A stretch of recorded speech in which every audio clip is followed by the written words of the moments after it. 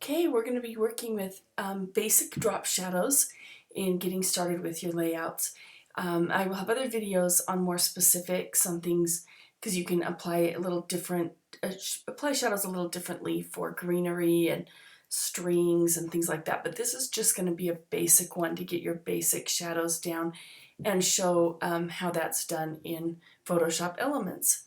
So we're going to start here with opening up a paper that we can work with.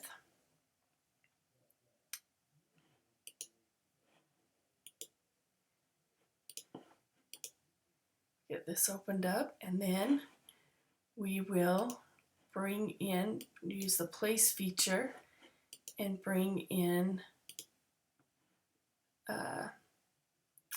one of these cards. Click the check mark to accept it. And we're going to take off the bounding box for right now because we don't want it to get in the way of showing our shadow. So here without it, it just looks very, very flat and not realistic at all. Not that a journal card might have much of a shadow, but we still want something to give it a little pop.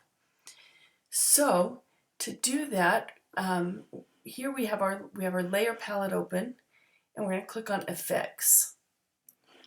And we're going to go to Styles and Drop Shadows.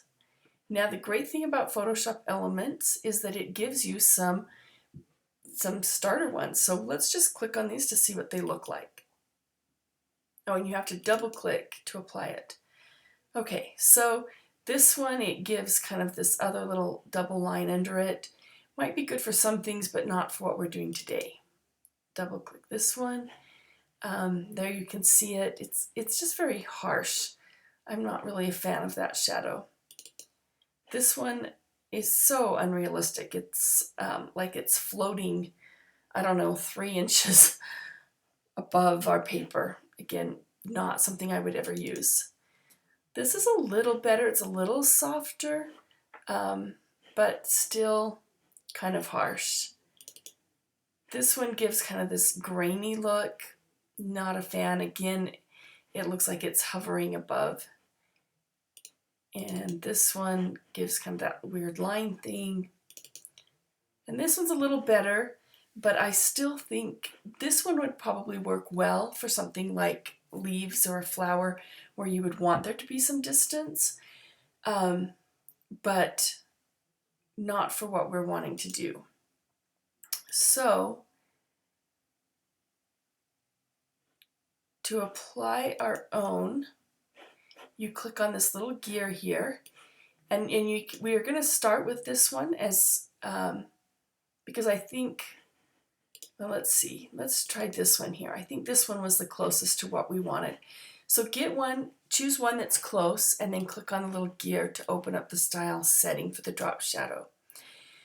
Okay, so the first thing we're going to change on here is the angle. 120 is the default. I prefer to work more in a -45, where it looks as though the light is coming from this corner and it's showing the edge there. But it's still kind of a harsh edge. So we are going to, the next thing I want to do is change the color. Notice that it's on a black, and that's again the default color. But if you click on that and then just choose from the paper that's underneath it, and maybe even make that paper a little darker. Truthfully, real shadows are going to be reflected off of whatever is underneath. It's not going to be reflected off something black. So see right there, huge difference it made in our shadow. Now we can play a little with size. If we bring it in closer or take it out farther. You just want to be careful. You want to keep it kind of close but soft. So distance.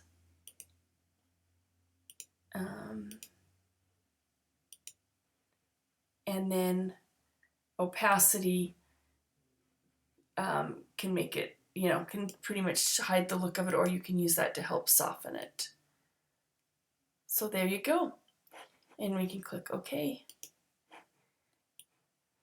And see, it doesn't have anything drastic, not like the other ones we were looking at, but you can tell that there's a little bit of depth there, that it's not part of this paper below.